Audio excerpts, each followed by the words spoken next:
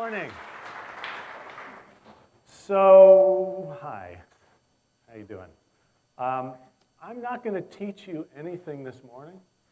What I'm going to do is present a whole bunch of stuff as fast as I can and give you a lot of resources so you can go learn it on your own. Does that sound good? Does it work for everybody? All right, let's do it.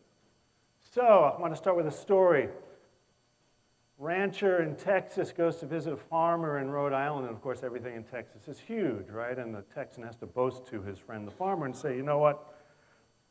Back at my ranch, I can get in my truck in the morning, I can drive all day, and I will never get to the end of my property line. And the farmer says, you know, I used to have a truck just like that.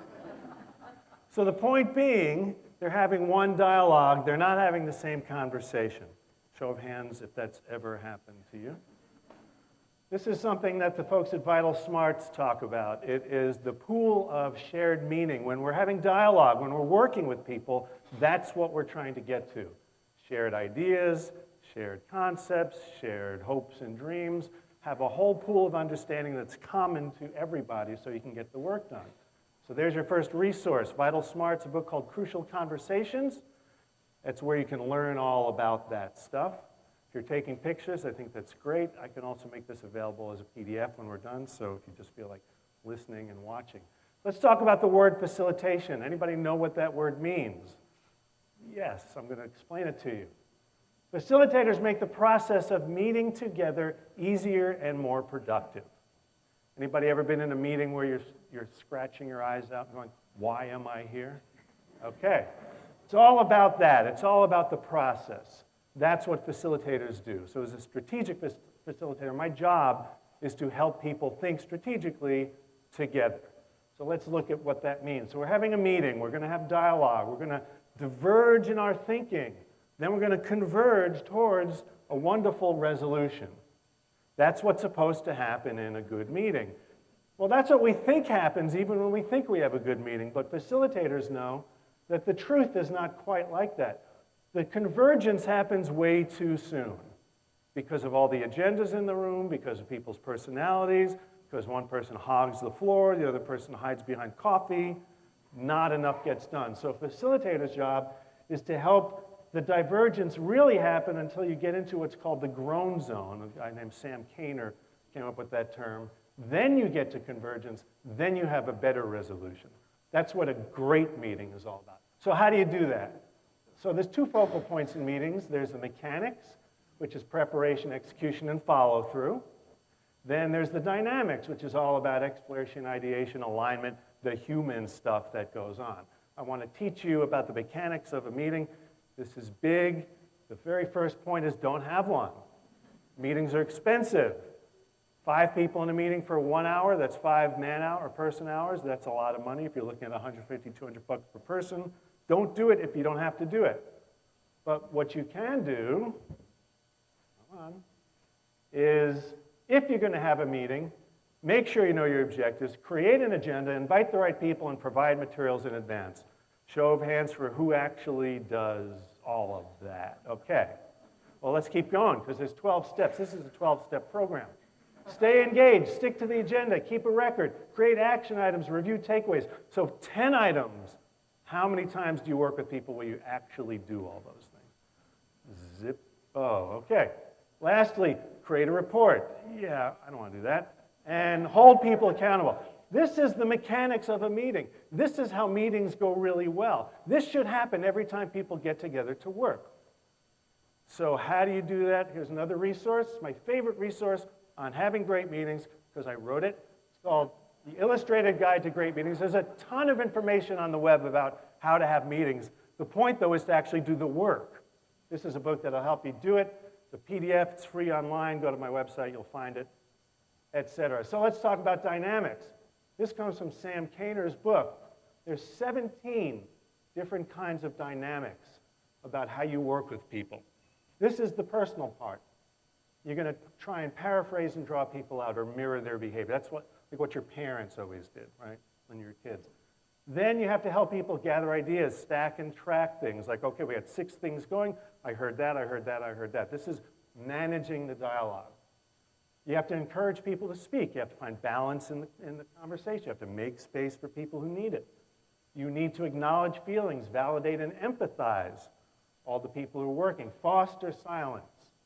Good time to foster silence while I get a drink of water. Linking ideas together, listening for common ground. Listening with a point of view. We're going to come back to that. As IA people, you're not professional facilitators, but like everybody in the world, you're facilitating conversation. You have your own agenda, you have your own point of view. How do you do that and still be a facilitator? It's challenging. Lastly, summarize when you're done. That's the dynamics of working with the people in a meeting. Some great resources for that. Sam Kainer's Facilitator's Guide to Participatory Decision-Making. Okay, keep going because I'm going to run out of time. Tools of the trade. We have instruments. Instruments are things like whiteboards, flip charts, markers, big white paper. Get good materials. It's really important to have things that work. Mental models, you guys know some of these things, right? 2x2s, continuums, lots of things in there. Visual thinking is when you take mental models and start to attach metaphor to it and start to draw things and help people get out of their heads. And then tactile tools are things like blocks and dice and cards and pipe cleaners and things for the tactile people who learn and think that way. Making sense? All right. So some resources for that. Game Storming. Everybody heard of that book? It's a great book. The Back of the Napkin by Dan Rome about visual thinking. Thinker Toys is another one. Shameless self-promotion for me, Catalyst cards. It's a card deck for visual thinking. I'm actually giving one away as a raffle prize today, so go check them out.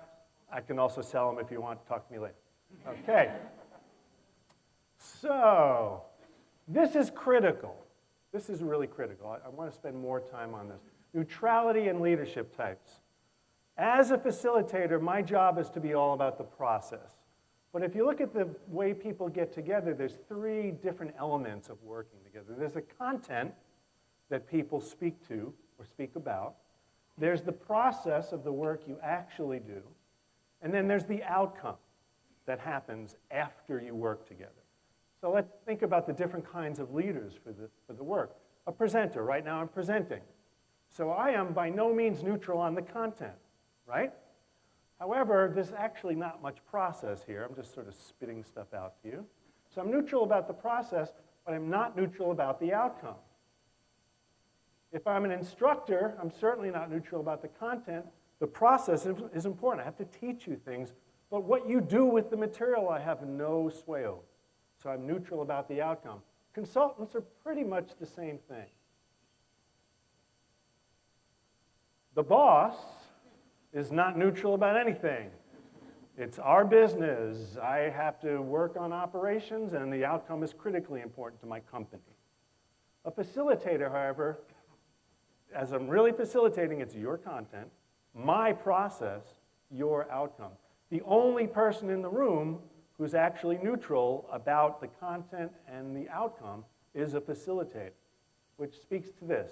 You can't be a neutral third party if you're not a neutral third party. So as IA people working with other folks, I'm coming into the room, I know how I want this thing to work. I've done the research. I've got the brilliant ideas. Now I'm going to tell you how to think about those so you agree with me. That's my agenda. Is that the right way to do things? Probably not.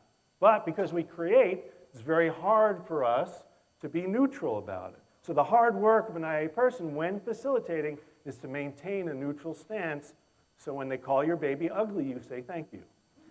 That's really hard to do. All right, last but not least, last resource, you can learn about facilitation through this incredibly wonderful organization called the Southeast Association of Facilitators, CEF.org, and my time is up. Thank you very much.